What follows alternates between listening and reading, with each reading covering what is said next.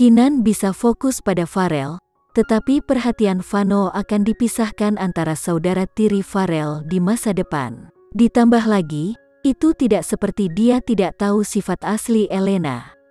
Kinan tidak mungkin meninggalkan Farel di cengkeraman penyihir itu. Tapi pertama-tama, dia perlu memastikan dia bisa memberikan Farel segala yang bisa dilakukan keluarga Dirgantara. Kinan ingin memberi putranya yang terbaik dari segalanya. Itu adalah satu-satunya hal yang bisa dia lakukan untuknya saat ini. Satu-satunya hal yang harus dia lakukan untuknya. Mata Kinan menguatkan tekad, dia berdiri untuk pergi. Kinan, Vano tiba-tiba memanggilnya. Kinan memperlambat langkahnya dan berbalik dengan tidak sabar. Sepasang mata tanpa emosi menyambutnya. Kinan benar-benar tidak lagi peduli padanya. Pengetahuan ini untuk beberapa alasan membuat Vano kesal. Vano menyipitkan matanya padanya dan menjelaskan, satu-satunya alasan aku mengundangmu hari ini adalah karena Farel. Tidak ada motif tersembunyi lainnya. Dengan kata lain, Vano ingin Kinan tidak mengambil apa yang dikatakan mamanya dalam hatinya. Kinan menjawab dengan sopan, aku siap menghadapi semua kritik saat aku mengatakan ya. Mereka tidak menggangguku. Karena itu, aku tidak perlu menjelaskan dirimu sendiri. Kinan berputar dan pergi. Vano menatapnya mundur. Cahaya tertarik menyala di matanya dan wajahnya terhubung ke senyum berdosa. Dia telah terlibat dalam perdebatan lisan yang terus-menerus terjadi antara dirinya dan mantan istrinya. Itu aneh karena Vano belum pernah menemukan Kinan yang menarik sebelumnya. Kenapa dia merasa benar-benar berbeda dari masa lalu? Vano menatap Kinan dengan sembrono, sama sekali tidak menyadari Elena yang duduk di sampingnya. Jari-jari Elena hampir mematahkan batang gelas anggurnya karena marah. Tetapi ketika dia melihat Vania melenggang ke sisi Kinan, dia tersenyum. Dia bahkan tidak perlu mengangkat jarinya sendiri untuk merawat Kinan. Ada antrean panjang orang yang menginginkan dia mati. Vania akan berada di garis depan. Ketika Sarah menikahi Surya, dia sudah memiliki Vania. Vania berusia 3 tahun ketika dia bergabung dengan keluarga Aditama. Kinan 2 tahun lebih tua dari Vania, tetapi lebih cantik dan lebih pintar dari keduanya. Kinan akan kembali ke rumah untuk tinggal bersama ayahnya selama beberapa waktu setiap tahunnya. Setiap kali dia kembali, Surya akan memanjakannya dengan yang terbaik dari segalanya. Setiap kali Kinan ada, Vania akan merasa bahwa dia adalah orang luar. Posisinya sebagai putri kecil di rumah akan sangat terancam.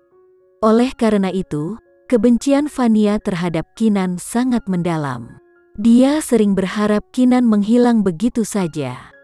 Seiring bertambahnya usia, jarak antara saudara perempuan semakin besar. Kinan menjadi semakin kompeten dan menarik. Persaingan mereka adalah persaingan saudara yang dibawa ke ekstrim yang buruk.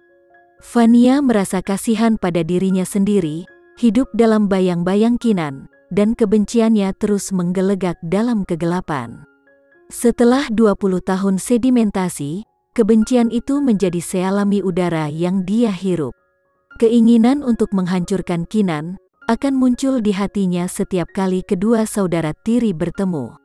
Itu adalah dorongan yang dia sendiri hampir tidak bisa kendalikan lagi. Apalagi sekarang ketika Kinan menunjukkan tanda-tanda bangkit kembali dari kondisinya yang menyedihkan. Itu mendorong Vania ke tepi kewarasan, dikonsumsi oleh kebencian dan kemarahan seperti dia. Dia tidak bisa membiarkan Kinan merasa puas.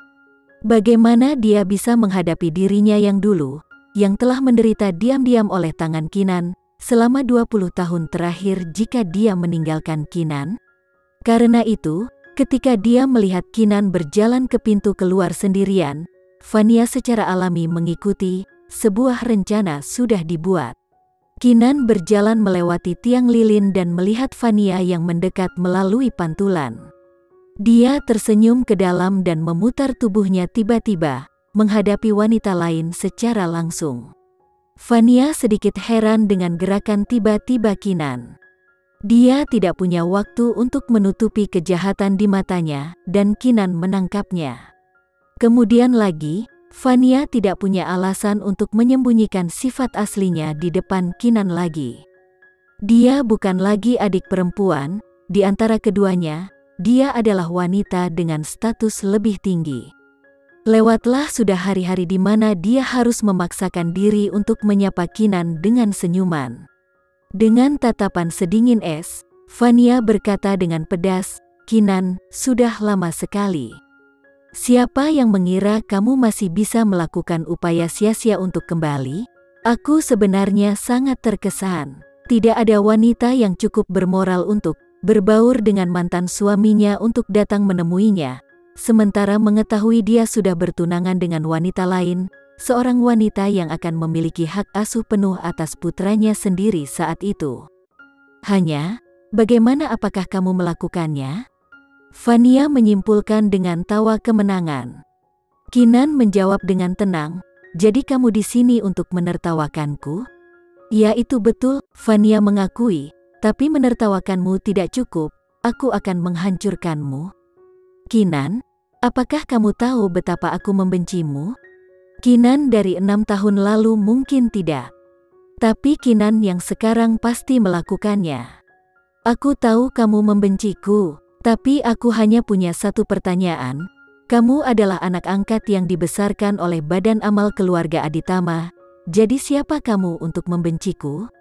Istilah anak asuh menyengat, dan itu ditambah dengan nada tinggi Kinan, membuat Vania menjadi marah.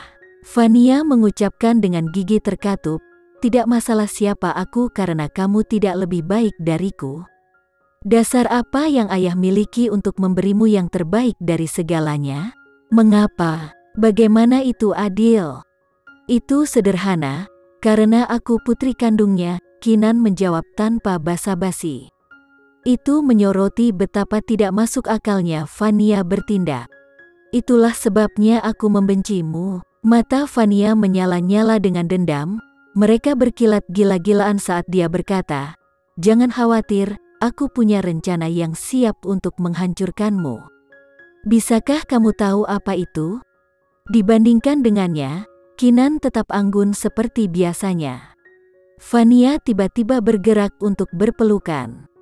Namun, di tengah gerakan, dia berhenti, memeluk perutnya dan meratap sedih, "Kak, tolong jangan marah padaku. Ini semua salahku, Kak, tolong maafkan aku." Sebelum Vania menyelesaikan kalimatnya, dia berteriak dan jatuh ke lantai seolah-olah ditendang oleh kekuatan yang kejam. Dia memegangi perutnya dengan ekspresi tersiksa dan melolong panik, "Perutku, seseorang, tolong bantu aku, perutku, ini sangat menyakitkan." Berkat dia, banyak tamu yang melihat ke arah mereka. Berdasarkan pertunjukan dan cerita, mereka mengira Kinan telah mendorong Vania ke lantai dan mereka sangat terkejut. Ratapan bernada tinggi Vania mengumpulkan lebih banyak perhatian dan akhirnya seluruh ruang dansa menyaksikan drama komedi itu turun.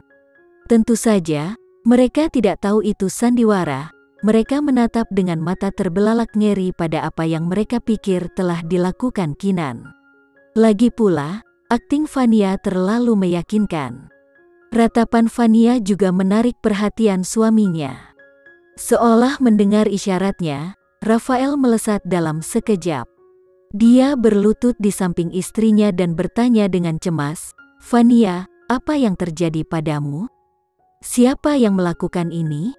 Siapa yang melakukan ini?" Tidak ada orang lain yang berdiri di dekatnya di samping Kinan. Vania melirik Kinan sebelum mencengkeram lengan suaminya, berbicara dengan tergesa-gesa, "Bingung, sayang, aku yakin kakak tidak bermaksud begitu. Kita bisa khawatir tentang itu nanti, aku lebih khawatir tentang anak kita." Anak. Semua orang dalam jangkauan pendengaran ketakutan.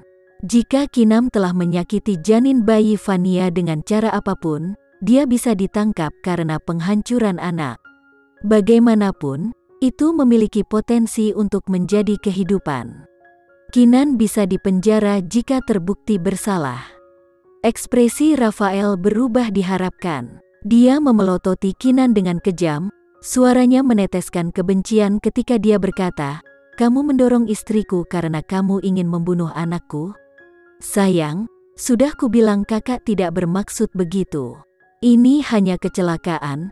Vania memohon pada suaminya atas nama Kinan.